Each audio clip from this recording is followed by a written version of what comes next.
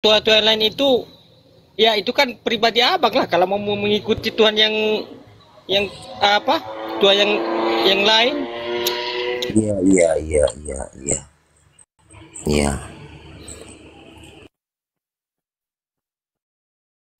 Lah kalau Bang Edi sendiri Tuhannya berapa? Bang Edi, Anda sendiri Tuhannya berapa, Bang? Dibuka mute-nya, Bang. Ya. Anda sendiri Tuhannya berapa? Yang saya sembah Tuhannya satu, Bapa yang di sorga. Berarti Yesus bukan ya? Allah, iya. Yesus bukan Tuhan ya? Dia jalan dan kebenaran, Bang. Dia utusan. Ya, jalan. Kalau dia jalan berarti dia bukan Tuhan, hanya utusan kan? Ya, bisa juga kita menyembah sama dia, Bang. Karena dia yang menentukan kehidupan kita nanti ke sana. Kalau begitu Tuhanmu bukan cuma satu Bapa di sorga, Yesus juga dua dong. Kalau kita tidak ini, Bang, kalau kita Ada tidak tiga, Bang. Kalau kita tidak memuliakan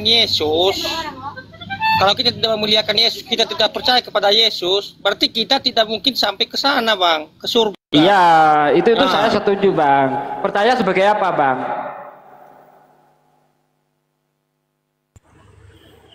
Kita percaya sama dia bahwa dia jalan ke sana. Oh, saya juga percaya, Bang. Yesus jalan tuh saya percaya sekali. Tidak sah iman umat Islam kalau tidak percaya Yesus itu jalan. Tidak sah iman umat Islam kalau tidak percaya Musa itu jalan. Tidak sah iman umat Islam kalau Nuh itu jalan. Tidak sah iman umat Islam kalau tidak percaya bahwa nabi-nabi terdahulu itu jalan. Semua itu jalan. Bahkan Nabi Muhammad pernah berkata kepada Umar bin Khattab, ketika Umar bin Khattab itu lapor kepada Rasulullah, dia baru saja dibacakan Alkitab gitu ya. Di akhir dari cerita hadis itu kata Nabi, seandainya Musa hidup di antara kalian saat ini, kata Nabi, tapi dia tidak mengikutiku, ya, tetapi Musa tidak mengikutiku, dia belum beriman, belum bisa dikatakan beriman, Bang. Jadi setiap nabi itu jalan. Cuma nabi-nabi terdahulu sebelum Nabi Muhammad itu sifatnya lokal. Nah, Nabi Muhammad inilah nabi yang universal. Kalau Yesus dia ngaku dengan mulutnya sendiri bahwa dia diutus hanya untuk bangsa Israel saja. Misalnya kita lihat dalam Matius 10 ayat 5 ayat 6. Yesus memanggil 12 murid dan berpesan, ya, janganlah kamu masuk ke kota orang lain atau kota orang asing, dan jangan masuk ke kota orang Samaria, melainkan pergilah kepada domba yang hilang dari Israel. Demikian juga kalau kita lihat misalnya dalam Matius 15 ayat 24, ada perempuan Kanaan datang kepada Yesus karena anaknya kerasukan setan. Ya, sambil teriak-teriak, oh Tuhan, Tuhan, tolonglah aku, anakku kerasukan setan, ia sangat menderita. Yesus cuek, tidak peduli. Kata muridnya, guru, perempuan itu terus mengikuti kita sambil teriak, usirlah. Kata Yesus, aku diutus hanya untuk domba yang sesat dari Israel. Tuh, jadi pengakuan Yesus tidak pernah dia mengaku aku diutus untuk segala bangsa. Tidak ada satupun, Bang. Nah, jadi setiap nabi adalah jalan. Termasuk Yesus jalan, saya setuju. Tapi jalan kalau disembah, nah ini yang keblinger, Bang. Gitu, Bang. Di Al-Quran, Bang, ada tertulis waktu di Tuhan ini menciptakan langit dan bumi. Coba Abang jelaskan dulu macam mana awalnya pertama ini, dunia ini. Ya. Di dalam Al-Quran surah Al-Anbiya ayat 30. Ayat 30 ya, seingat saya. Awalam yarol ladina kafaru anas samawati wal ardu kana tarottong fafatanahuma. Al-ayah. Apakah orang-orang kafir tidak tahu bahwasanya dahulu langit dan bumi itu adalah satu yang padu, lalu kami pisahkan keduanya. Dan ini sesuai dengan teori yang sudah disepakati oleh para ilmuwan, yaitu teori Big Bang. Padahal teori Big Bang ini ditemukan tahun 1924, yaitu oleh seorang uskup yang namanya Lamitri. Tapi Al-Quran sudah menerangkan 1400 tahun yang lalu, Bang. Tuh. Al-Quran sesuai dengan ilmu pengetahuan. Bible kita cek sekarang, apakah sesuai dengan ilmu pengetahuan atau tidak? Kejadian 1 ayat 1 sampai ayat 30 itu kalau nggak salah ya, tentang penciptaan itu. Pada mulanya Allah menciptakan langit dan bumi, bumi belum berbentuk dan kosong, kegelapan menutupi samudra raya, roh Allah melayang-layang di atas permukaan air. Berfirmanlah Allah, jadilah terang, maka terang itu jadi. Allah melihat terang itu baik, maka dipisahkan dari gelap, yang terang dinamakan siang, yang gelap dinamakan malam. Allah melihat semuanya itu baik, jadilah petang, jadilah pagi, itulah hari pertama. Hari pertama sudah ada terang. Ya. Hari pertama sudah ada terang. Kejadian 1, 14 sampai 19 berfirmanlah Allah, jadilah benda-benda penerang untuk memisahkan gelap dari terang sebagai tanda waktu dan masa-masa. Allah menciptakan 2 benda yang sangat besar di cakrawala untuk menerangi bumi. Benda yang lebih besar menguasai siang, benda yang lebih kecil menguasai malam. Allah juga menciptakan bintang-bintang di cakrawala untuk menerangi bumi. Allah melihat semuanya itu baik, jadilah petang, jadilah pagi, itulah hari keempat. Hari keempat matahari, bulan, bintang baru nongol, baru diciptakan. Sementara di hari pertama sudah ada terang. Terang dari mana, Bang? Masuk akal enggak itu?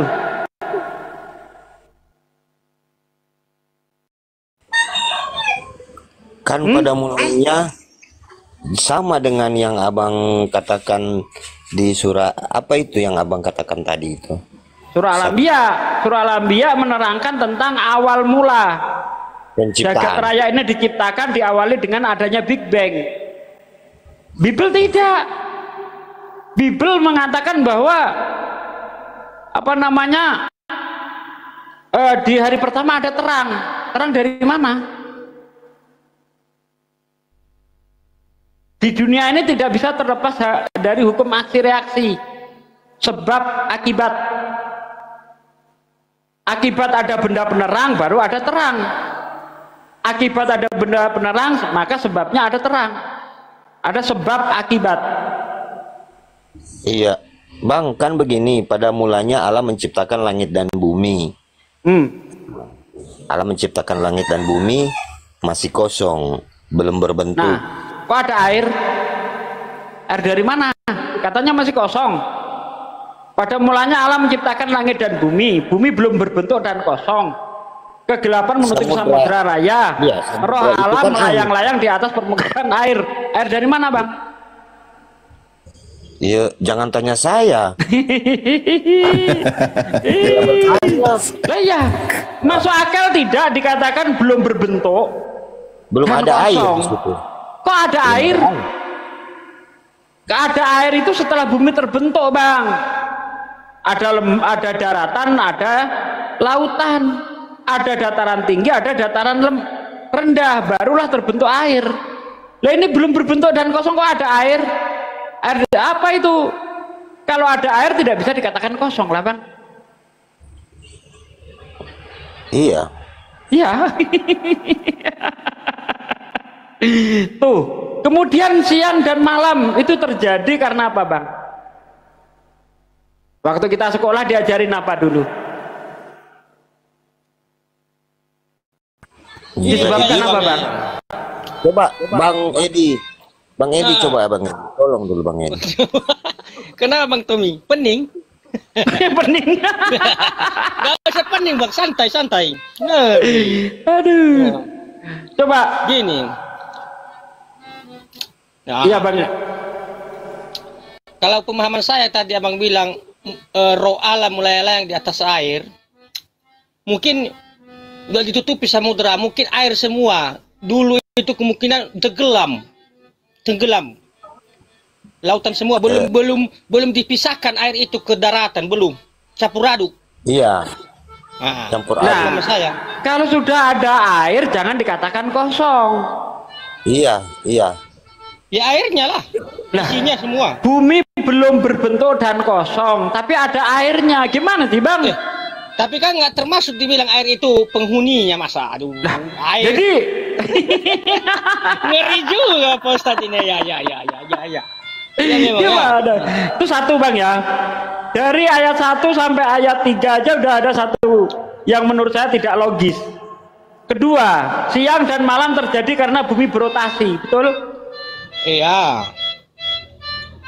Dari mana bumi berotasi di hari pertama? Mataharinya belum ada. Bukankah bumi berotasi itu disebabkan karena adanya gaya gravitasi?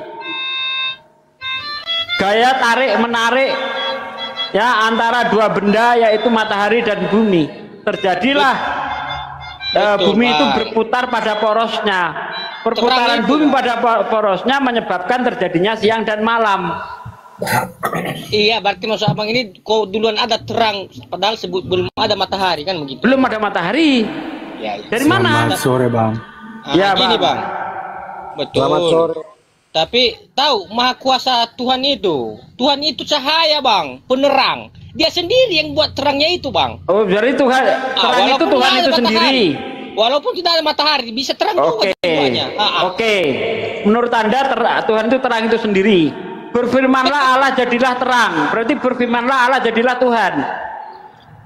Karena terang itu Tuhan. Enggak, dibuatnya lah matahari. Matahari nanti hari keempat. Ngeri. Kemudian Bang, kalau Anda baca di dalam Wahyu 21 ayat 22, ya itu di situ terang-terang Tuhan. Nah, ciri-cirinya kalau itu terang Tuhan, maka tidak ada malam. Wahyu 21 ayat 22 Anda baca, atau Wahyu 22 ayat 5 Anda baca. Yerusalem baru itu pintu gerbangnya tidak pernah ditutup, sebab malam tidak ada lagi. Yang menerangi adalah cahaya kemuliaan Tuhan dan anak domba adalah lampunya. Coba kau cek. Jadi kalau hari pertama adalah terang Tuhan, seharusnya di hari pertama tidak ada malam, sebagaimana yang terjadi di Yerusalem baru. Iya. Iya. Cek nyerah Bang, ayo Bang. Jangan dimani saja Bang. Kita dikasih akal kata Yesus dalam Markus 12 ayat 30 ayat 29, 30, 31. Ya, kasihlah Tuhan Allahmu dengan segenap hatimu dan dengan segenap akal budimu. Iya, betul. Akal dipakai Bang. Betul ya. Iya, akal dipakai. Jadi gini Bang. Oke. Kalau begitu abang bahas tadi masalah penciptaan. Di Al-Quran apa ada kayak seperti itu Bang? Beda. Kalau di Al-Quran itu tidak berbicara hari-hari, hari ini, hari itu, hari ini. Tidak ada begitu Bang. Tapi di Al-Quran itu berbicara tentang periode. Singkat aja. Tentang periode. Iya, nggak berbicara hari, karena kalau berbicara hari nanti kacau balau nanti. Karena tidak mungkin kalau sudah berbicara hari, maka kita berbicara waktu. Berbicara waktu, berbicara jam, berbicara menit. Nah, di dalam Bible dikatakan langit dan bumi dan segala isinya itu diciptakan dalam waktu 6 hari, 6 kali 24 jam. Coba kalau kita hitung awal penciptaan sampai sekarang, bumi belum sampai 10.000 tahun. Sementara kita tahu ada fosil yang usianya 35 juta tahun. Fosil batu, kayu jadi batu itu ada yang usianya sampai 35 juta tahun. Ya, di daerah Sulawesi di gua itu ada manusia purba yang diperkirakan 10.000 tahun yang lalu. Bagaimana mungkin bumi belum nyampe 10.000 tahun? Coba Anda hitung nanti Adam umurnya 930 tahun sampai ke Nuh, coba dihitung. Gak sampai 10.000 Bang sampai sekarang. Mungkin dunia ini belum sampai 10.000. Hah? Iya, betul. Iya, nggak mungkin. Yang tertulis ini di kitab Kejadian ini, jadi menurut abang benar apa tidak, kan begitu ajanya. Ya nyalah lah Bang. Bagaimana coba? Kayak kita lihat lagi misalnya di dalam kitab Kejadian 1 ayat 9 sampai ayat 13. Tumbuh-tumbuhan hidup di hari ketiga. Berfirman Allah, hendaklah bumi menumbuhkan tumbuh-tumbuhan yang berbiji dan menghasilkan biji, tumbuh-tumbuhan yang bertunas dan menghasilkan tunas, sehingga ada tumbuh-tumbuhan di padang. Allah melihat semuanya itu baik, jadilah petang, jadilah pagi, itulah hari ketiga. Hari ketiga tumbuh-tumbuhan sudah hidup. Mataharinya hari keempat. Emang bisa tumbuh-tumbuhan hidup tanpa matahari? Sementara kita tahu bahwa tumbuh-tumbuhan itu bisa hidup kalau dia bisa fotosintesis. Ya bang? Langit bertiang, Pak De. Pada Sugi, langit bertiang, Pak De. Bentar, istriku datang dari Jawa, dilanjut dulu. Ustaz Alif mau maju? Tang itu? Ya yangku datang, ya yangku, aku mute dulu ya. Iya. Utamakan dulu itu bang. Langit bertiang. Aduh. Memang Izin bang. Ya? Iya. Izin bang. Kalau di Islam kah ada unsur untuk memaksakan untuk memeluk agama Islam? Apa itu? Tidak ada. Sudah la ikraha fiddin. Tidak ada paksaan dalam memeluk agama Islam. Islam itu kan mengajarkan, tapi izinkan ya saya kembangkan sedikit saja biar tidak salah paham. Kalau ajaran Islam itu kan datang pertama, bahkan di dalam konsep imannya di dalam Islam itu wajib berakal sehat. Karena orang bisa dikatakan beriman, masuk ke dalam aturan, perintah dan larangan ketika orang itu berakal sehat. Salah satu contoh, menjalankan sholat. Sholat itu akan wajib dilakukan ketika orang itu sehat dan berakal sehat maksudnya. Kalau dia tidak waras, gila, ya tidak berlaku buat dia. Kan gitu. Nah, artinya memang sangat penting menggunakan akal sehat di dalam keimanan, konsep keimanan dan ajaran Islam. Itu penting, harus itu. Bahkan mereka kan yang wajib itu demikian. Mengenal Tuhan harus juga dengan akalnya. Jangan ditinggalkan akalnya. Nah, ketika Tuhan menjelaskan tentang siapa Tuhan yang sesungguhnya, siapa Tuhan yang layak disembah, siapa nabinya, dan apa yang diajarkan oleh nabi tersebut, itu tidak lepas dari akal sehat juga. Nah, kalau sudah dijelaskan secara akal sehat bisa diterima oleh akal sehat, maka Islam tidak memaksa. Monggo, ini Islam sudah disampaikan, ini ajarannya logis. Kebenaran itu datangnya dari Tuhanmu, kata Al-Quran, surah Al-Kahfi. Kamu mau jadi orang beriman, silahkan. Anda mau jadi orang yang tidak beriman, atau jadi orang kafir, silahkan. Itu hak Anda. Karena bukan Islam yang butuh kalian, kalian itulah yang butuh Islam, kan gitu konsepnya. Silahkan. Tapi ya konsekuensinya, kalau kamu mau memilih tentang kekafiran itu, inna a'tadna lid-dzalimina naro, tempat kembalinya silahkan. Kamu bawa kasurmu, silahkan digelar di neraka jahanam, gitu aja di Islam itu. Jadi terbakar dong kasurnya bang. Ya kalau gitu secara akal sehat terbakar, ya jangan mau di situ. Karena itu pilihan orang-orang kafir, gitu. Kan orang yang tidak beriman menolak kebenaran Islam, ya silahkan. Nanti tempat kembalinya itu berada di neraka jahanam. Kau bawa kasurmu yang terbaik, silahkan. Bawa itu besi bang, biar nggak terbakar. Yang ada malah mateng kau ini, besinya aja jadi panas. Gimana sih? Yaitu kekafiran membela kekafiran. Yaitu kalau di dalam ajaran Islam ya. Seperti itu abangku. Jadi kembali kepada masing-masing, karena Islam itu kan Allah itu kan menurunkan ayat Al-Quran hudal linnas sebagai petunjuk bagi manusia. Manusia itu berasal dari Tuhan, dan manusia itu akan kembali kepada Tuhan di kehidupan yang abadi. Bagaimana caranya kita kembali kepada Tuhan dan tidak tersesat?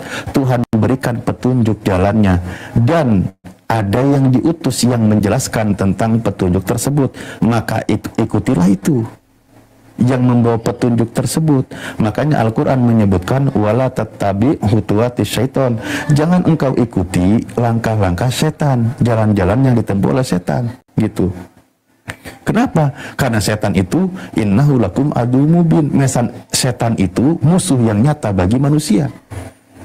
Jadi seperti itu. Pokoknya ajaran Al-Quran itu, ajaran yang ada di Islam itu selalu membimbing akal sehat. Gitu. Bukan membungkam akal sehat, bukan. Sama bang, sama betul bang, mantap. Sama kita ini. Oh, sama.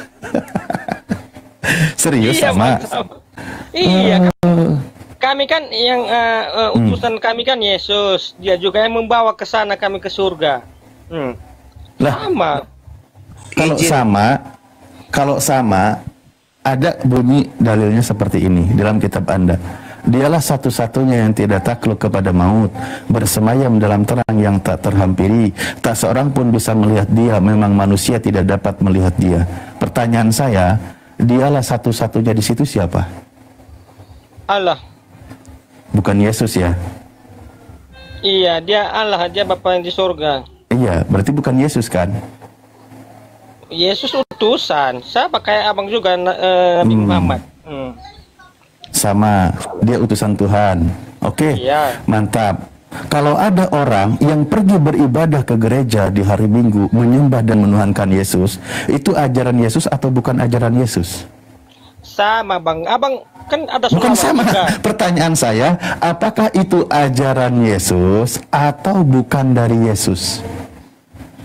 Itu kan lagu-lagu rohani bang, untuk Bukan, dengerin pertanyaan saya. lagu pujian Katanya itu, tadi Bang, sama-sama terus. Coba dengerin dulu pertanyaan saya. Kalau ada orang ke gereja di hari Minggu, dia pergi menyembah dan menuhankan Yesus.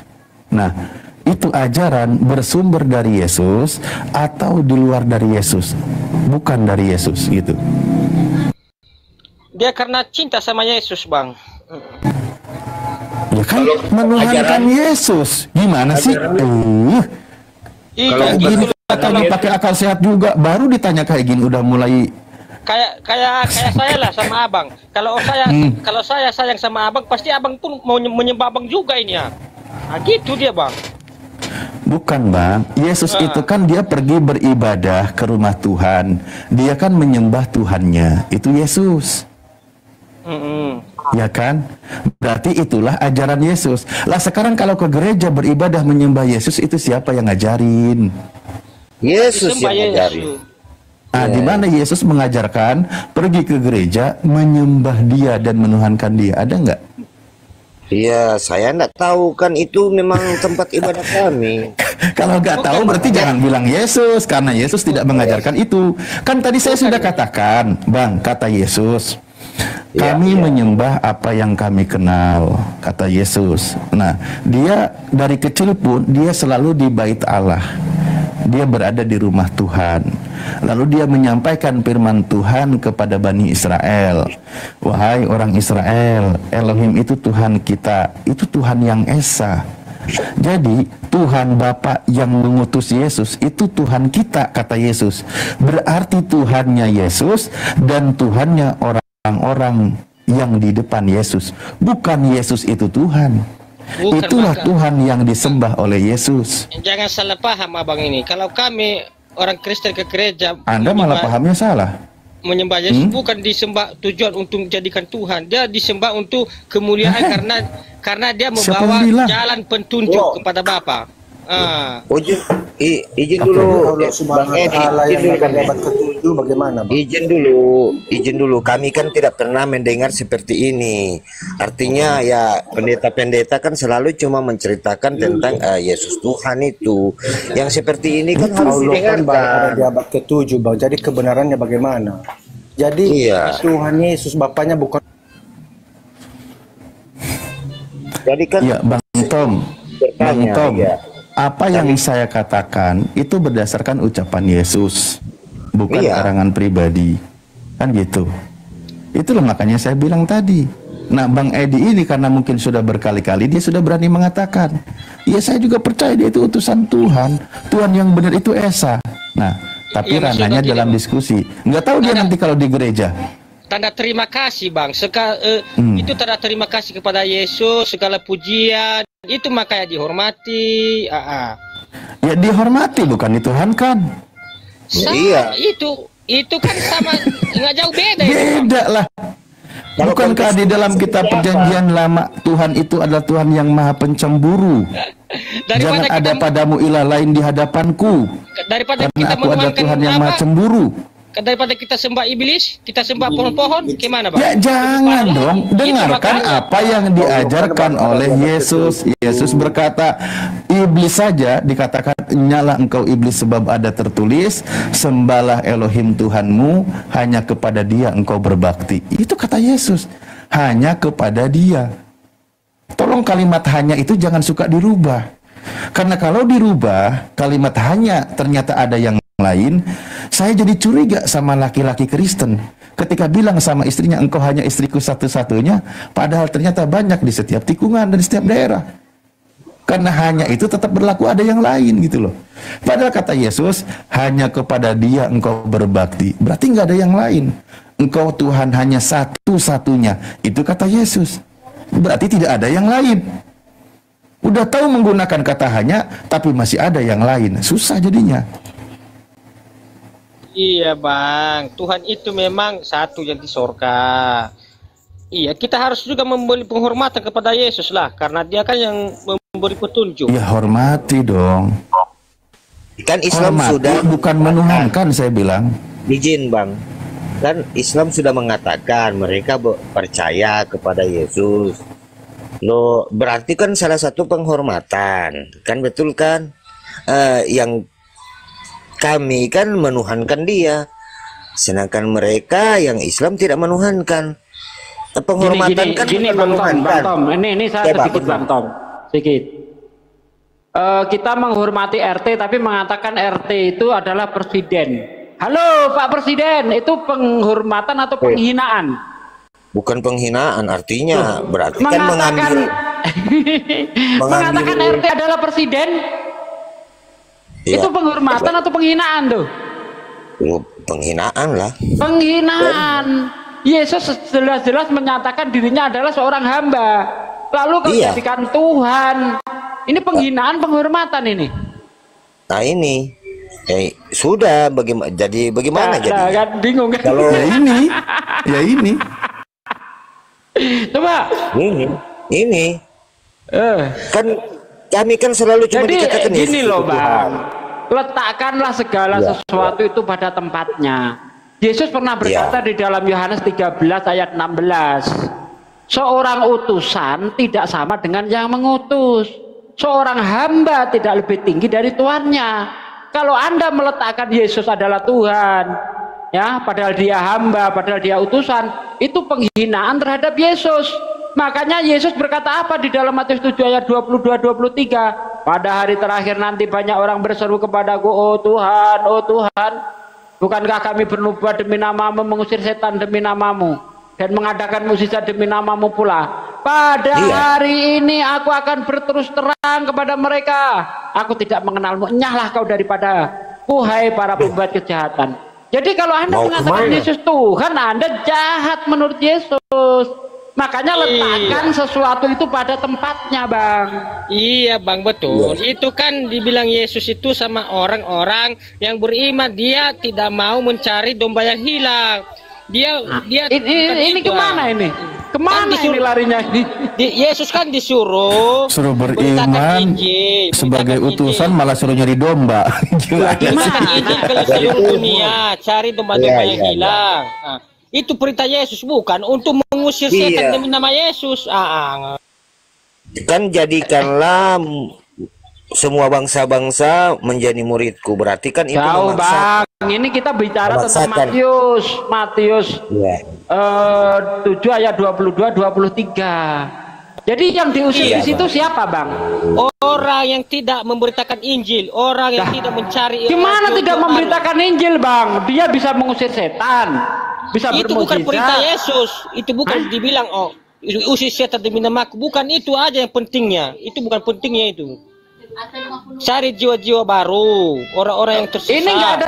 Ini nggak ada kaitannya dengan penginjilan ini. Makanya Anda lihat perikopnya itu hal ajaran sesat. Cek dari ayat 15. Waspadalah terhadap nabi-nabi palsu. Coba kau cek itu. Sama, Ini Bang. tentang pengajaran sesat, Bang. Nah, menurut Yesus ciri-ciri ajaran sesat adalah menyebut dirinya Tuhan, melakukan mukjizat nama Yesus, ya. Terus kemudian apalagi menyembuhkan orang pakai nama Yesus. Loh, biasa banyak di sini. Ah, ya itu Kan dia. biasa banyak. Makanya nanti kalau kita lihat di dalam Lukas 21 ayat 8, apa kata Yesus? Waspadalah, supaya kamu jangan disesatkan. Karena akan datang banyak orang memakai namaku. Pakai nama Yesus untuk apa? Mengusir setan, bermukjizat, ya kan? Bernubuat, ya. Waspadalah supaya kamu jangan sesatkan. Karena akan datang banyak orang memakai namaku dan berkata, akulah Tuhan, akulah Dia. Waktunya sudah dekat, jangan kau ikuti mereka. Nggak boleh kita ikuti-ikuti. Kalau Yesus seperti itu. Ini kok ada suara piano apa? Siapa sih? Oh. Kalau Yesus kalau Yesus yang asli, Bang, dia ada bekas paku di tangannya. Loh, berarti ada bolong. Yesus yang palsu. Kalau yang ada bekas bolong tangannya pakunya, berarti itu palsu. Loh, berarti ada yang asli, ada yang palsu. Mana Yesus yang asli, mana yang palsu dong? Yang asli yang udah ada bekas paku, udah bolong dia, bekas paku. Telapak tangannya itu dipaku. Ih, saya kan tidak ada di sana, Bang. Oh, besok, Abang ada di sana. Kalau abang mati besok kan jumpa sama Yesus kalau abang percaya. Iya. Iya. Semua kan bertemu di sana. Jadi gini Pak Ustadz, sama apa bedanya Pak Ustadz pun sholawat sama Nabi Muhammad. Muhammadku, dengarlah seruan. Sama puji-pujian sama Yesus itu sama. Kami pun memuji Yesus. Iya, tapi kita Yesus. tidak menuhankan, Bang. Beda dengan kalian. Kita jelas-jelas mengakui Nabi Muhammad itu Rasul Allah, hamba Allah, tidak sampai jatuh kepada ketuhanan. Gitu loh. Kita bersolawat kepada Rasulullah sebagai ucapan terima kasih atas jasa beliau yang membawa kita dari zaman jahiliyah, ya, zaman kegelapan menjadi zaman terang benderang, yaitu Islam. Berarti abang nggak berdoa kepada Nabi Muhammad? Abang nggak berdoa? Pak Ustaz nggak berdoa? Enggak, kita nggak pernah berdoa kepada Rasulullah, enggak boleh.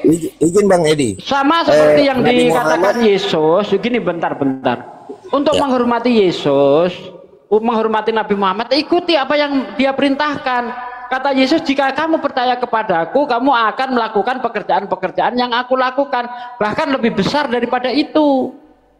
Itu kalau kita menghormati dia, bukan menyembah, Bang, tapi mencontoh, ya, dengan cara mencontoh, mengikuti apa yang dia lakukan. Itulah bentuk dari kecintaan, bentuk dari penghormatan kita kepada hamba-hamba Allah itu, para Rasul itu. Demikian Muhammad juga kami umat Tuhan. Islam. Jadi Muhammad bukan Tuhan. Oh, bukan. Tuhan dari mana? Mana ada Tuhan kencing, Tuhan berak, Tuhan tidur, Tuhan makan, Tuhan beranak, Tuhan beristri. Mana ada seperti itu? Di dalam bilangan 23 ayat 19, Tuhan bukan manusia.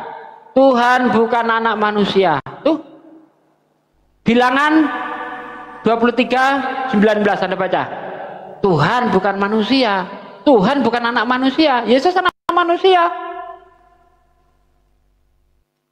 Jelas kok. Berarti sama dengan Muhammad dong. Sama. Nabi Muhammad. Oh. Ya sama lah. Cuma nanti yang menjadi pembeda adalah proses kelahirannya saja. Yesus itu terlahir ajaib tanpa melalui seorang laki-laki. Nabi Muhammad ada ibu, ada bapak, itu saja. Itu tidak bisa merubah status orang yang dilahirkan ajaib jadi Tuhan. Karena orang yang dilahirkan ajaib bisa jadi Tuhan, ya bahaya. Nanti banyak Tuhan seperti yang tertulis di dalam Yohanes 1 ayat 13. Orang-orang itu satu atau banyak, Bang? Orang-orang banyak ya. Orang-orang yang dilahirkan bukan dari darah, bukan dari daging, juga bukan atas keinginan seorang laki-laki, melainkan berasal dari Allah. Jadi yang terlahir ajaib itu bukan cuma Yesus. Yohanes itu termasuk terlahir ajaib. Kenapa? Karena ibunya mandul. Orang yang Adam dan mandul, Hawa. bentar, orang yang mandul ya secara logis tidak mungkin punya anak. Perempuan yang tidak ada suami secara logis nggak mungkin punya anak. Tapi kalau Tuhan mau, jangankan perempuan mandul, jangankan perawan yang nggak pernah disentuh laki-laki, dari tulang bisa jadi manusia. Siapa bang? Manusia dari tulang bang? Hawa. Nabi Isa. Hawa. Oh. Baca Kejadian 2 ayat 14-15 tuh. Iya. Ya, Aku jadi dikatakan kelahiran, manusia. ya kelahiran yang ajaib tidak bisa merubah status bang. Di dalam Al-Quran itu ada unta yang keluar dari batu tuh, lebih hebat lagi tuh. Untanya Nabi Soleh. Berarti Nabi Adam itu berasal dari tulang. Ya Pak Ustadz? Bukan. Hawa yang saya bilang dari tulang. Oh, Adam iya, itu iya. dari debu dan tanah. Hawa. Oke bang ya. Dari Jadi tulang bukan itu. cuma Ya. Yesus yang terlahir Iya, ajaib, iya, iya. banyak bang. Melkisedek lebih Iya. hebat daripada Yesus bang. Ibrani Oh iya, 7 ayat tidak 1 berawal. sampai 3. Tidak berbapak, tidak beribu, tidak berawal, tidak Tidak berakhir. berawal, tidak berakhir. Oh Ya, hebat ya, ya. Melkisedek Saya bang. tahu. Lanjut. Ustaz tadi Iya, kayaknya udah hebat ngomong tadi. Tapi saya tanya Pak Ustadz. Enggak, Saya lagi tanya. nemenin aja. Ini pertanyaan terakhir Pak Ustadz ya. Ya. Tunjukkan semua nabi-nabi yang bisa bangkit pada hari ketiga. Dia bangkit pada hari ketiga. Anda baca di dalam Wahyu, ya Wahyu 10 ayat 11 itu ada Tuhan bangkit selain Yesus tuh bang. Ini izin Pak Bibel. Kan manusia mati bangkit hari ketiga duduk di sebelah kanan Allah Bapa. Berarti bukan cuma Yesus, kita bisa juga. Ini nih kita pakai ayat aja bang, pakai ayat ya.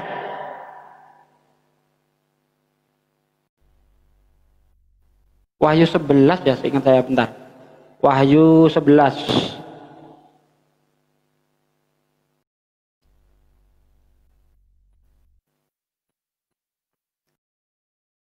Nah ini dari ayat 7 ya, kita baca ya.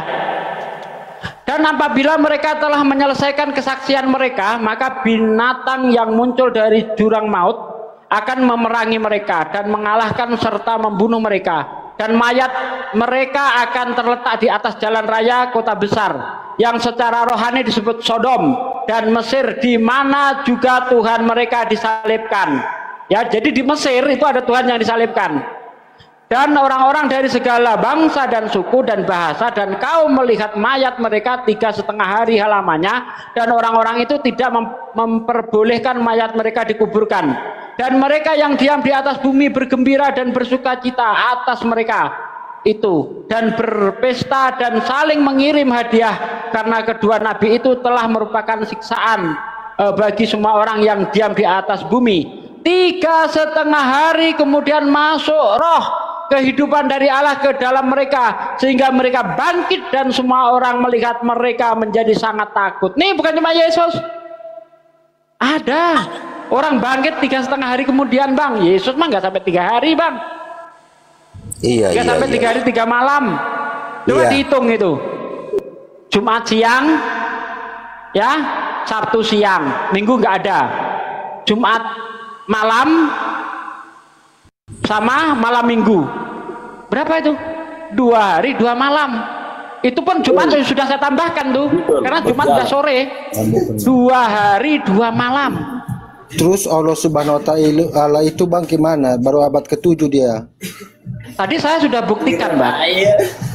Kalau Allah itu hadir di abad ke-7, kenapa mengenai proses penciptaan lebih benar Allah daripada Tuhanmu?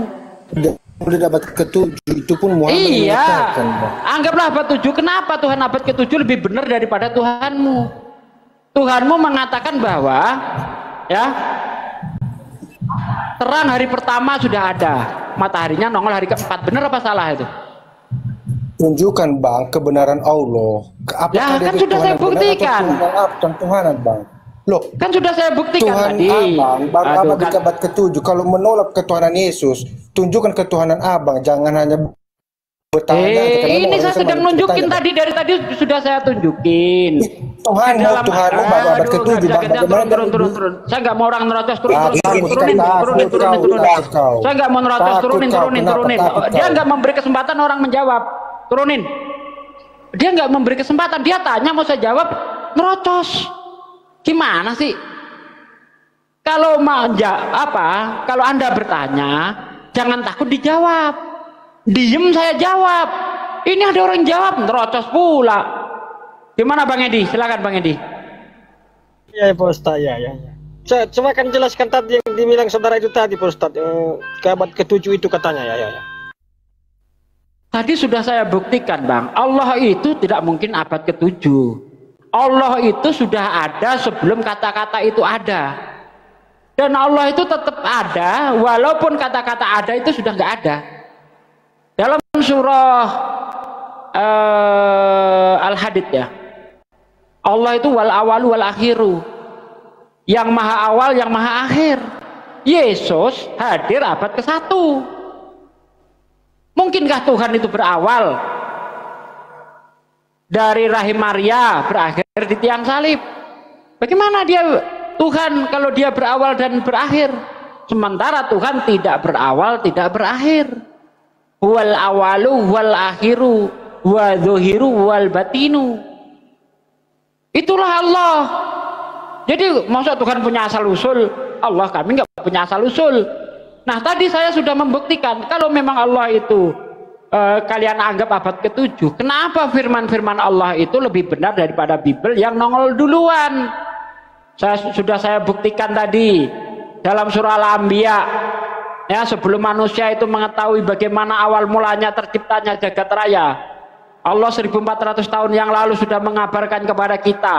Apakah orang-orang kafir tidak tahu bahwasanya langit dan bumi dulu adalah satu, yang padu lalu kami pisahkan keduanya? Big Bang. Belum lagi di dalam Al-Quran dikatakan bahwa di dalam laut ada api. Sementara kedalaman api di dalam laut itu 1800 meter. Nabi Muhammad jangankan tinggal di bibir pantai,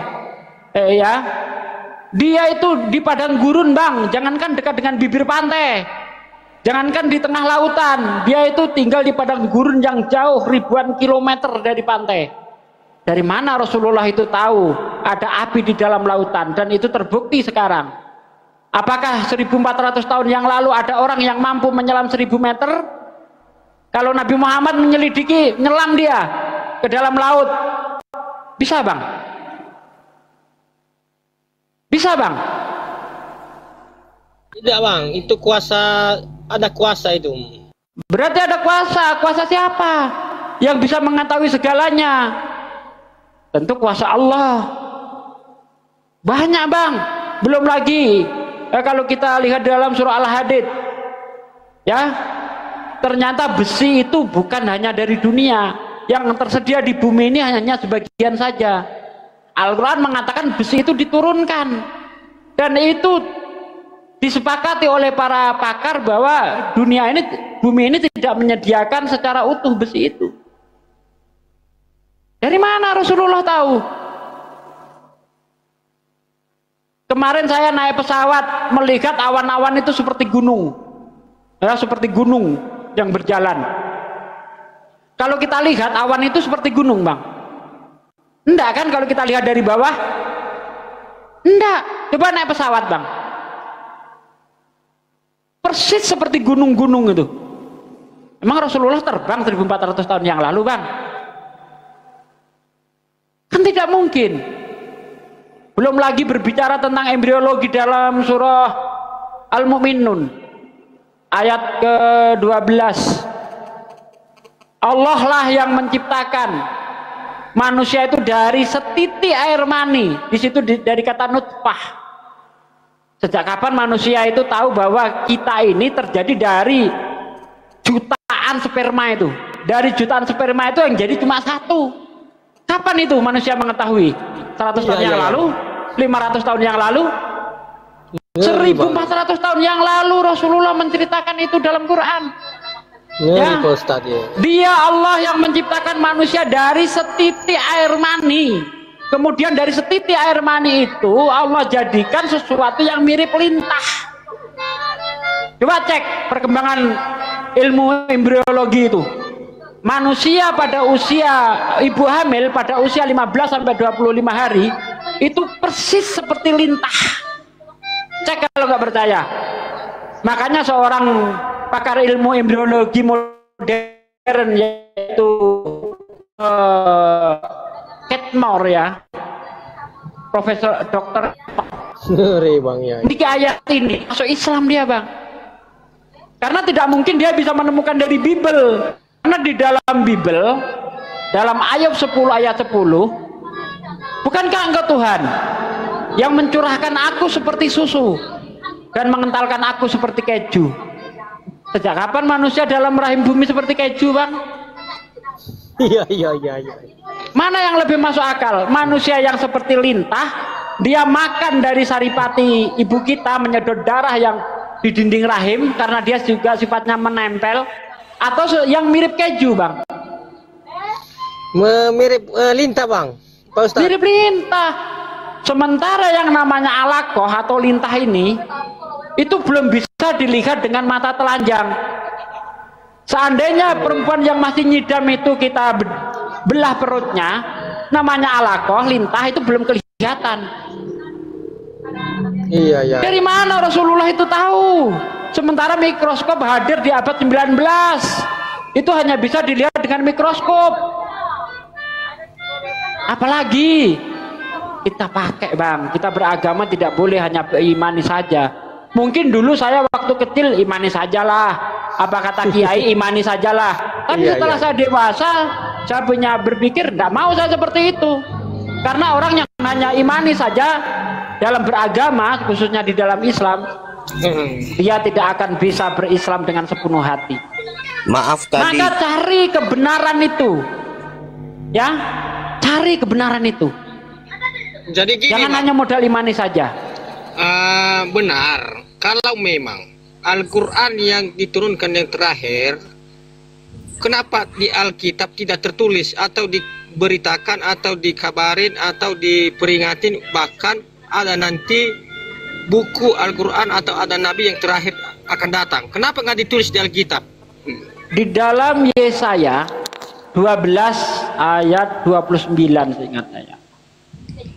Apabila kitab itu diberikan, apabila kitab yang termatra itu diberikan kepada orang yang membaca, yang bisa membaca, maka dia berkata, aku akan membaca. Tetapi apabila kitab yang termatra itu diberikan kepada orang yang tidak bisa membaca, dia berkata, aku tidak bisa membaca. Kitab yang termatra itu apa bang? Kitab itu termatre. Al-Quran. Apa materainya Al-Quran? Ada ayat-ayat mutasabihat. Alif lam mim. Ini matre bang. Kenapa saya katakan matre? Itu segel dari Tuhan. Karena hanya Tuhan saja yang tahu makna dari ayat itu. Alif lam mim. Orang Arab tahu itu huruf hijaiyah, tapi dia tidak tahu apa itu artinya. Hanya Allah saja yang tahu. Nabi Muhammad nggak tahu apa itu artinya. Kenapa begitu? Contoh nih, saya membuat surat, lalu saya kasih tanda tangan. Matre, saya matre. Anda tahu enggak maksud tanda tangan saya itu artinya apa? Enggak tahu. Itulah matre Allah. Atau bisa kita bilang tanda tangan Allah. Alif lam mim, alif lam ra, kaf ha ya ain shad. Itulah matre, kitab yang termatre itu. Bible kitab termatre. Apa? Buktikan materinya Bible kepada saya. Al-Quran lah kitab termatre. Maka ketika kitab itu termatre, kitab yang termatre itu diberikan kepada orang yang tidak bisa membaca, dia berkata, aku tidak bisa membaca. Dan ini terbukti pada Rasulullah ketika menerima wahyu yang pertama di dalam gua Hira. Apa kata Jibril? Iqra. Kata Rasulullah, ma'ana bi khair. Aku tidak bisa membaca. Sesuai Yesaya 9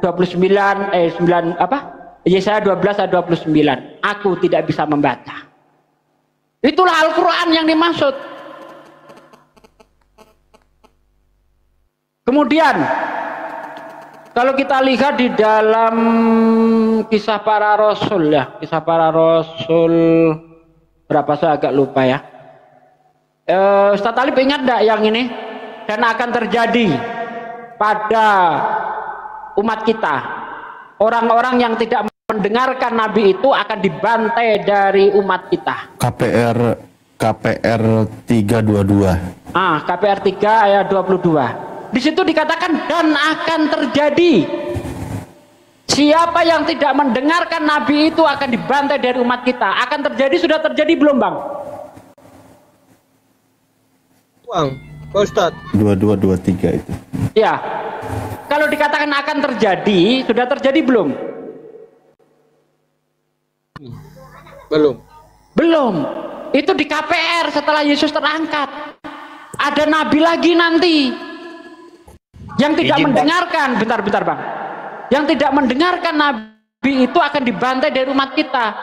Sebagaimana yang tertulis dalam Ulangan 18 ayat 19. Ya. Di situ dikatakan barang siapa yang tidak mendengarkan firmanku yang disampaikan nabi itu demi namaku, daripadanya akan aku tuntut pertanggungjawaban. Demi namaku dalam bahasa Ibrani bismi anoki, dalam bahasa Arab bismillah. Saya tanya di dalam seluruh Bible, nabi mana ketika menyampaikan firman Tuhan dengan bismillah, dengan nama Tuhan? Nabi siapa? Barang siapa yang tidak mengikuti firmanku yang diucapkan nabi itu demi namaku, daripadanya akan aku tuntut pertanggungjawaban. Tuhan akan menuntut Anda kalau Anda tidak mendengarkan nabi yang menyampaikan firman Tuhan didahului dengan bismillah, dengan nama Tuhan. Jelas ayat kok. Tuh, diperkuat kisah para rasul 3 ayat 23. 23. Dan akan terjadi barang siapa yang tidak mendengarkan nabi itu akan dibantai dari umat kita. Rasulullah berkata apa dalam Al-Quran? Aku diutus untuk memerangi orang-orang kafir. Izin Bang, kan Yesus akan datang kedua kali, tanda hari kiamat. Nah, coba bagaimana itu abangku? Betul, di dalam hadis ya, dan ini semua orang Kristen tahu bahwa akan datang masanya Isa putra Maryam. Dia akan menjadi hakim yang adil. Dia akan mematahkan salib, membunuh babi, membunuh dajjal, menghapus pajak.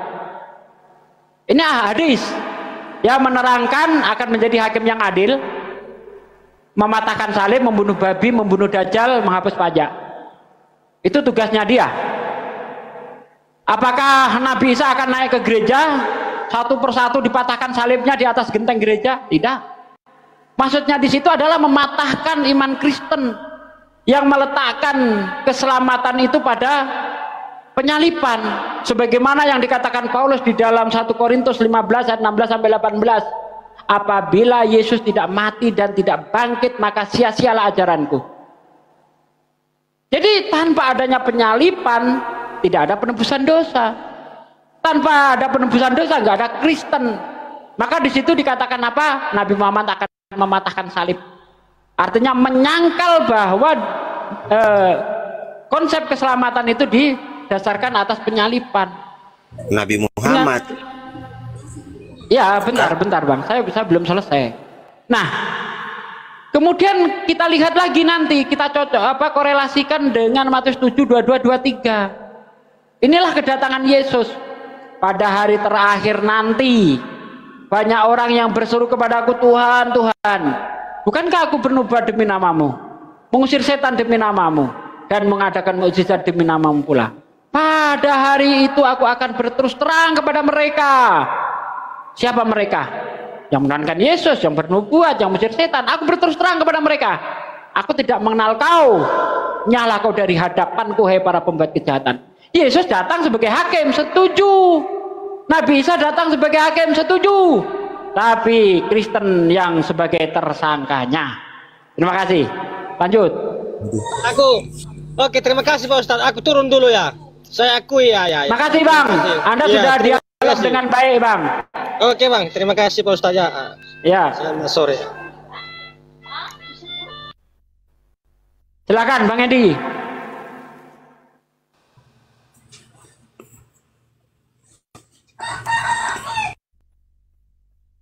Apalagi Bang Tom, silakan. Jadi Yesus Aku mabuk datang. dulu ya. Loh, Yesus itu kan akan datang kedua kali tanda hari kiamat.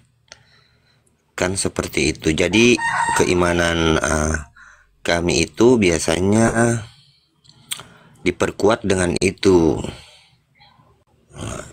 Kan jadi bagaimana? Kenapa Nabi Muhammad yang tidak diutus untuk apa? Kenapa bukan Nabi Muhammad tapi Malah Yesus. iya malah Yesus? Iya, seperti itu, Abang. Nabi Muhammad urusannya sudah selesai, Bang. Nabi Muhammad gak punya PR lagi.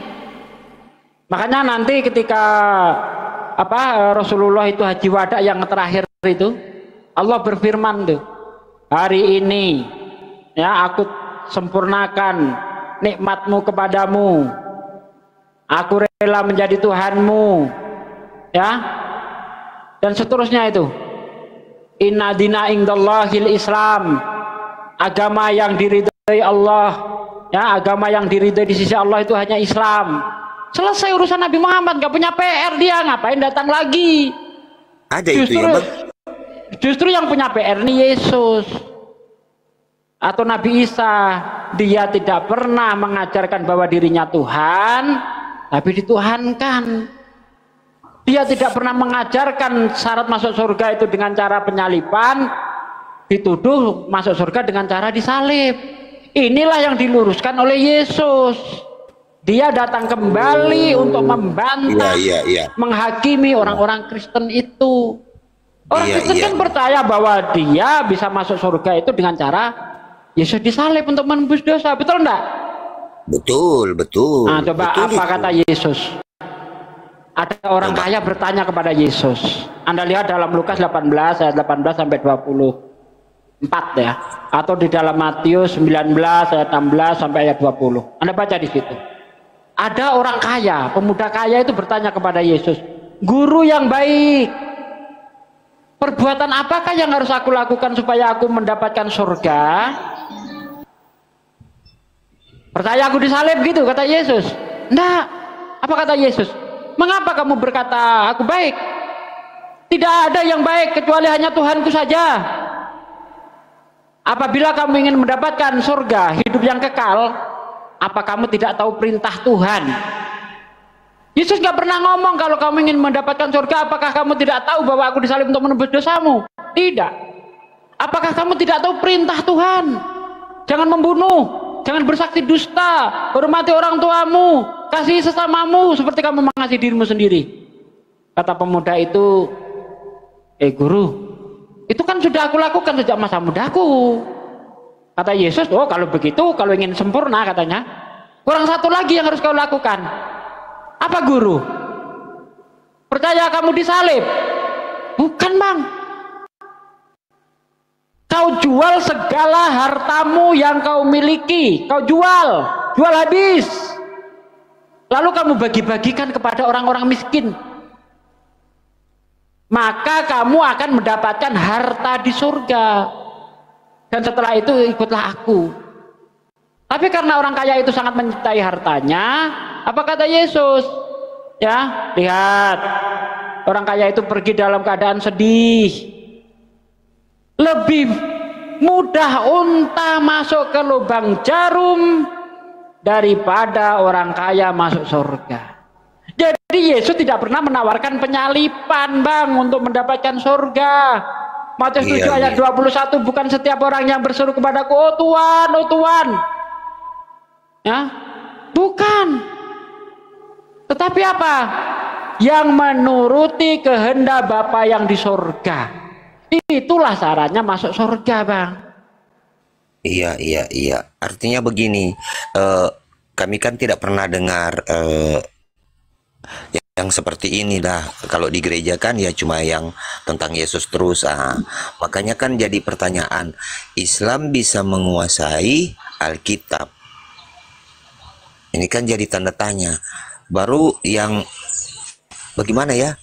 Yang tidak pernah diberitakan oleh di gereja sekarang diberitakan oleh kaum muslim, malah ini jadi pertanyaan tanda tanya ini kan. Ya kalau ini semua dikatakan Gitu ya. bubar Kristen Bang, bubar. Iya. Coba iya, kalau iya. disampaikan apa adanya. Saya nggak ada pelintir-pelintir ayat. Saya hanya Iya. menyampaikan saja apa yang tertulis di dalam kitab Anda. Tanpa Iya, itulah. memasukkan perspektif saya. Tidak, itulah yang tertulis dalam kitab Anda.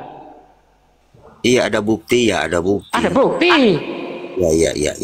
Ya. Makanya saya tanya kepada kawan-kawan Kristen, di mana Yesus pernah menawarkan penyalipan, penebusan dosa sebagai syarat untuk masuk surga? Di mana? Satu pun tidak ada. Bahkan Yesus berkata begini dalam Matius 5 ayat 18, 19, 20. Barang siapa menghilangkan satu titik 16 Bang, Matius 16. ya. Kok 16? Ngawur aja kau. 17, 18, 21 Bang. 19, 20. Ya. Di situ Yesus itu berkata begini. Kalau kita baca dari ayat 17 deh. Jangan kamu sangka aku datang ke dunia untuk melenyapkan hukum Taurat dan kitab para nabi. Aku datang bukan untuk melenyapkan, melainkan untuk menggenapinya. Hukum Taurat tidak akan dilenyapkan hingga langit dan bumi lenyap. Satu iota, satu titik pun hukum Taurat tidak akan dilenyapkan hingga semuanya itu terjadi. Barang siapa menghilangkan satu titik dari hukum Taurat kemudian mengajarkan kepada orang lain, maka dia akan menduduki kerajaan terendah dari dalam kerajaan surga. Barang siapa yang melakukan hukum Taurat kemudian mengajarkan kepada orang lain, maka dia akan menduduki kerajaan tertinggi dari dalam kerajaan surga. Jadi Yesus mengajarkan kepada kita untuk mencapai surga harus taat dan tunduk terhadap aturan Tuhan, yaitu hukum Taurat. Tidak pernah Yesus menawarkan percaya aku disalib untuk menebus dosa, tidak ada. Itu yang menawarkan Paulus di dalam Roma 10 ayat 9. Apabila kamu percaya dengan mulutmu bahwa Yesus itu adalah Tuhan, mati dan bangkit dari antara orang mati, kamu akan diselamatkan. Kerjaan Paulus, bukan kerjaan Yesus. Lanjut. Hebat orang Islam di tahu Bang Tom kan ngerti toh? Sabar Bang Tom. Sampai berjalan tentang Yesus mengatakan dia disalibkan, itu bisa Bang Tom baca di dalam Bang Bible baca di dalam Matius 16 ayat 1 tadi. Itu yang pertama. Matius 16 sudah 1 bunyinya gini. Dan pada masa itu mulai Yesus menyatakan kepada murid-muridnya bahwa ia wajib pergi ke Yerusalem. Lalu ia meresai banyak sungsar daripada orang yang tua-tua, daripada kepala imam. Pelan-pelan Bang. Kecepatan nggak tertangkap. Biasa, santai saja. Pelan-pelan, iya. Ya, pelan-pelan. Matius berapa? Kalah mas, 10 menit. Kali aja dengan ini, 10 menit. Matius berapa Bang? Sabar katanya, sabar.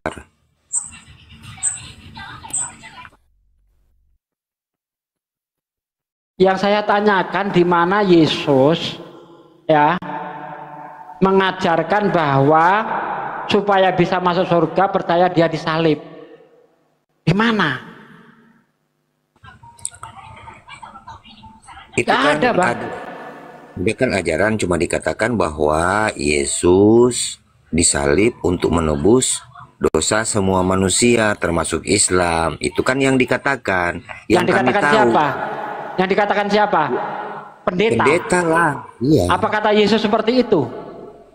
Iya, saya kan tidak tahu. Ya, Tidak, kita cuma Bang. dengar. Yesus itu murni mengajarkan hukum Taurat sebagai jalan keselamatan. Ya, kalau Anda baca di ayat 20-nya, apabila kehidupan keagamaanmu tidak lebih benar daripada kehidupan keagamaan orang Farisi dan ahli Taurat, kamu tidak bisa masuk surga. Tuh, tidak bisa masuk surga kalau kehidupan keagamaanmu tidak lebih benar daripada orang Farisi dan ahli Taurat. Nah, kehidupan keagamaan, bentar Bang, kehidupan keagamaan orang Farisi dan ahli Taurat itu seperti apa? Anda baca dalam Matius 23 ayat 2, ayat 3, ayat 4. Kata Yesus, pergilah kamu kepada orang Farisi dan ahli Taurat yang telah menduduki kursi Musa. Kau ikuti yang mereka ajarkan. Tapi jangan kau ikuti yang mereka kerjakan. Karena mereka hanya mengajarkan hukum Taurat tetapi tidak menjalankan. Mereka gemar menaruh beban-beban ke pundak orang lain, tapi mereka sendiri tidak mau mengangkatnya. Mereka seperti kuburan yang dilabur putih, tetapi di dalamnya adalah tulang belulang. Apakah kehidupan keagamaan orang Kristen lebih benar daripada kehidupan keagamaan orang Farisi dan Ahli Taurat? Tidak. Mengajarkan hukum Taurat tetapi tidak menjalankan, tidak bisa masuk surga menurut Yesus. Orang Kristen justru menentang hukum Taurat.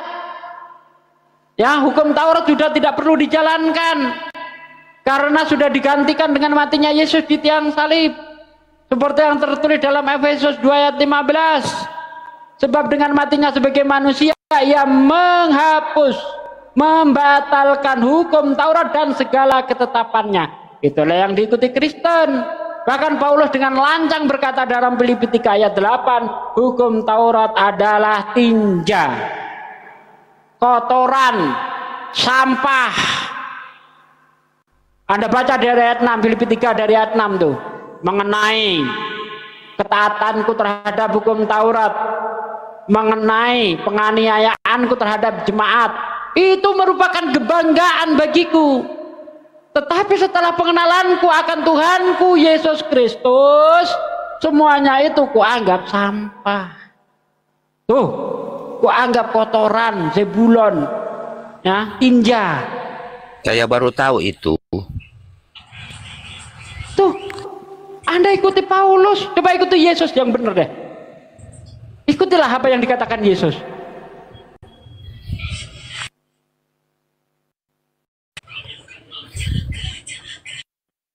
Kami nggak ada yang bertentangan dengan Yesus, ajaran kami. Nggak ada, Bang. Kata Yesus dalam masuk surga itu percaya satu Tuhan. Percaya Yesus Tuhan Tuhan. Aku percaya. Ya. Percaya kami. Bukan umat Islam kalau tidak percaya Yesus Tuhan Tuhan. Bukan umat Islam kalau tidak percaya Tuhan itu hanya satu, tunggal. Jadi dia datang ke dunia ya. Dia datang ke dunia bukan untuk menunjukkan bahwa dia Tuhan, tapi mengadili Kristen itu sendiri. Jadinya seperti itu ya, Bang. Bahkan, waduh, jadi bagaimana ini? Kita keajaiban Yesus yang paling spektakuler, ya, yang paling dahsyat sekalipun tidak dijadikan bukti bahwa dia Tuhan. Ya, menyembuhkan orang tuli mah biasa saja, menyembuhkan kusta biasa saja. Ada keajaiban Yesus yang paling spektakuler menurut saya. Dalam Yohanes 11 ayat 41 ayat 42 43. Yesus menengadah ke atas dan berkata, "Aku bersyukur kepadamu ya Bapa. Aku tahu engkau selalu mendengarkan aku. Tapi karena banyak orang yang berdiri di sini mengelilingi aku, supaya mereka tahu bahwa engkau yang mengutus aku." Kemudian Yesus berteriak dengan nyaring, "Hei Lazarus, bangkitlah." Seharusnya kalau memang Yesus Tuhan, Bang, itulah dijadikan bukti. Aku Tuhan, mau bukti, kubangkitkan Lazarus. Ini aku Tuhan, kubangkitkan Lazarus. Bangkit. Tapi apakah Yesus menjadikan itu sebagai bukti bahwa dia Tuhan? Tidak. Justru Yesus menjadikan itu semua sebagai bukti bahwa dia adalah utusan Tuhan. Karena menurut Yesus di dalam Yohanes 5 ayat 37, aku mempunyai kesaksian yang lebih penting daripada kesaksian Yohanes, yaitu ya, jadi kesaksian pendeta, kesaksian pastor, kesaksianmu nggak penting bagi Yesus. Bahkan kesaksian Yohanes nggak penting, karena Yesus mempunyai kesaksian yang lebih penting daripada siapapun di dunia ini. Aku mempunyai kesaksian yang lebih penting daripada kesaksian Yohanes. Jangankan pendeta, kesaksian Yohanes saja nggak penting, kata Yesus. Apa itu? Pekerjaan-pekerjaan yang Bapa berikan kepadaku supaya aku mengerjakannya. Pekerjaan itulah yang bersaksi tentang aku, bahwa Bapa yang mengutus aku. Jadi segala macam keajaiban dan sebagainya yang dilakukan Yesus itu untuk membuktikan bahwa dirinya utusan Tuhan. Makanya kalau Anda baca di dalam Kisah Para Rasul 2 ayat 22, dengarlah hai orang Israel, yang aku maksudkan ialah Yesus Kristus dari Nazaret, yang ditentukan Allah untuk melakukan keajaiban-keajaiban yang dahsyat seperti yang kamu tahu, ya, yang dilakukan oleh Allah. Jadi ketika Yesus melakukan segala sesuatu itu bukan Yesus sendiri, tapi atas kuasa Tuhan. Makanya Yohanes 5 ayat 36, aku tidak dapat berbuat apa-apa dari diriku sendiri. Semua yang aku lakukan sesuai yang aku dengar. Pengadilanku adil bukan datang dariku, tapi datang dari yang mengutus aku. Gitu loh Bang. Lanjut, apa lagi Bang? Ustaz Talib gantian dong, aku haus. Jangan banyak-banyak, saya berpikir ini sangat luar biasa ini. Orang Islam bisa menguasai Alkitab ini. Bukan main, hebat sekali. Belum ada pendeta hafalan kitabnya, Alkitabnya lebih saya Bang. Iya, belum ada. Iya, betul-betul. Bukan sombong Bang, bukan sombong. Ini fakta aja. Dari tadi ada saya buka-buka kitab. Tidak Itu ada. dia. Makanya nama saya Bibel Berjalan. Masa namanya Bibel Berjalan, baca dulu ah. Bibel bukan Bibel Berjalan tuh Bang. Saya kira Bibel Berjalan berarti ini orang Kristen lah. Saya pikir seperti itu. Maksudnya itu sambil jalan pun saya bisa mengeluarkan ayat Bibel Bang. Oh iya. Iya. Hebat sekali di abang Bibel ini ya. Bukan main.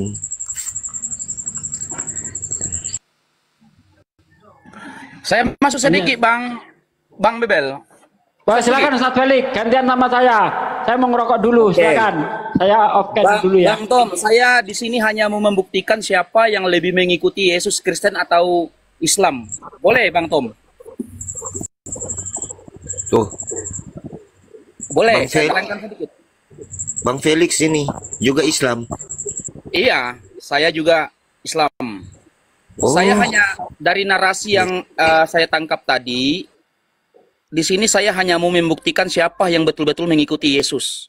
Karena dalam Bible dikatakan barang siapa yang percaya kepadaku beroleh hidup yang kekal, karena tidak ada sampai kepada Bapa tanpa melalui aku. Nah, tadi kan kita sudah percaya sebagai utusan. Nah, kita buktikan di sini siapa yang mengikuti Yesus, apakah Kristen atau Islam? Boleh? Boleh, itu lebih bagus. Dalam Nehemia 8 pasal 7, di situ ketika Esra memuji Tuhannya, dia berdiri, serayah mengucapkan Allah Maha Besar. Kalau diarabkan itu Allahu Akbar. Kemudian mengangkat kedua tangannya, menengadah ke atas langit, kemudian diikuti oleh orang yang di sekitarnya mengucapkan amin.